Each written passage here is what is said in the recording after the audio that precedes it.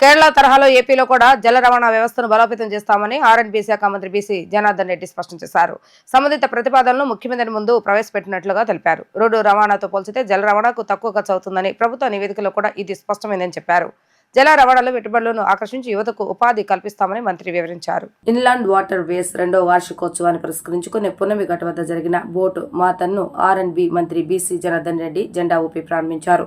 కృష్ణానదిలో ఉల్లాసంగా సాగిన బోటు మాతన్ ప్రేక్షకులను ఆకట్టుకుంది. ఈ సందర్భంగా మంత్రి మాట్లాడుతూ రాష్ట్రంలో జల రవాణా అభివృద్ధి చేస్తే రోడ్డుపై ట్రాఫిక్ భారం తగ్గుతుందని తెలిపారు. రోడ్డు రవాణాతో పోల్చితే జల రవాణాకు తక్కువ ఖర్చు అవుతుందని ప్రభుత్వ నివేదికలో కూడా ఇది స్పష్టమైందని చెప్పారు. ఇన్లాండ్ వాటర్ వేస్ చైర్మన్ గా ఇటీవల బాధ్యతలు స్వీకరించిన శివప్రసాద్ కు కృతజ్ఞతలు తెలిపారు. ఇన్లాండ్ వాటర్ వేస్ మరియు టూరిజం శాఖలు కలిసి జల రవాణాను అభివృద్ధి చేస్తామని తెలిపారు.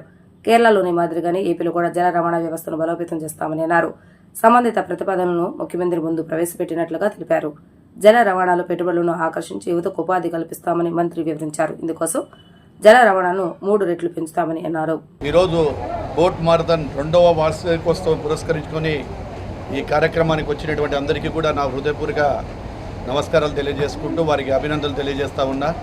అదేవిధంగా ఏదైతే ఇంగ్లాండ్ వాటర్ వ్యవస్థానికి కొత్తగా ఎన్నికైనటువంటి చైర్మన్ డాక్టర్ శివప్రసాద్ గారికి కూడా ఎన్నికేందుకు వారికి కూడా అభినందనలు శుభాభినందనలు తెలియజేస్తూ రేపు రానున్నటువంటి కాలంలో గత ప్రభుత్వము నిర్లక్ష్యం వల్ల ఏదైతే ఈ ఇంగ్లాండ్ వాటర్ వేవ్ కానీ అదేవిధంగా ఈ యొక్క కార్యక్రమంని కూడా నిర్లక్ష్యం చేయడం జరిగిందో వాటన్నిటిని కూడా మళ్ళీ పునరుద్ధరించాలని చెప్పి గౌరవ ముఖ్యమంత్రి గారి సూచనతో ఈరోజు రివ్యూ చేసుకుంటూ ఈ బోట్ మారథాన్ 2వ వార్షికోత్సవాన్ని కూడా జరుపుకుంటూ ఉన్నాము.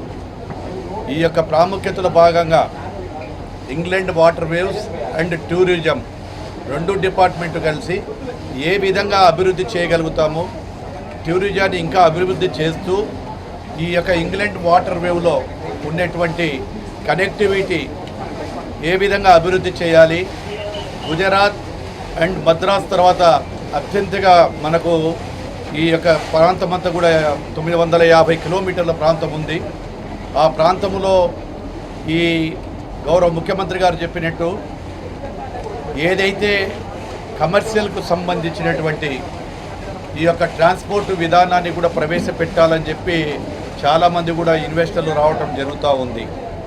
అందులో భాగంగా రాబోయే 6 నెలల్లో పీపీపీ మోడల్లో ఎవరైతే ఈ యొక్క ఇన్వెస్ట్మెంట్ మనకు దాదాపుగా 100 రూపాయలు ఖర్చు అయితే తగిన రవాణా సౌకర్యంలో ఈ యొక్క రోడ్డు మీద ఉన్నటువంటి ట్రాన్స్పోర్ట్లో కేవలం 10% రవాణా సౌకర్యంలో ఈ యొక్క ట్రాన్స్పోర్ట్ను కూడా తీసుకుపోవడం జరుగుతుంది.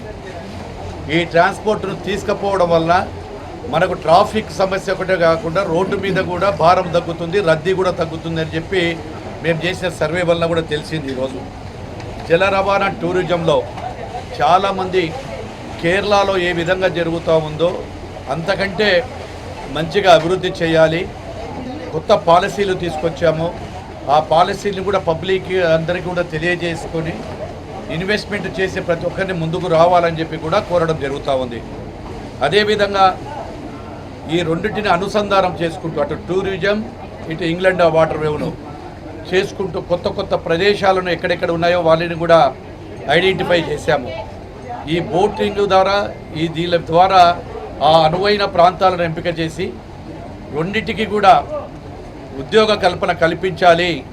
ఎవరైనా స్వతంత్రంగా పెట్టుకొని ఏదైనా పీపీపీ మోడల్లో ముందుకు వస్తే ఆ యొక్క ప్రదేశాలు వారికే ఇచ్చేసి గవర్నమెంట్కు ఆదాయంతో పాటు అదేవిధంగా ఎంప్లాయ్మెంట్ని కూడా సృష్టించాలనేటువంటి ఉద్దేశంతో ఇప్పుడు కొత్త కొత్త ప్రణాళికలు కూడా త్వరలోనే చేయబోతున్నాము.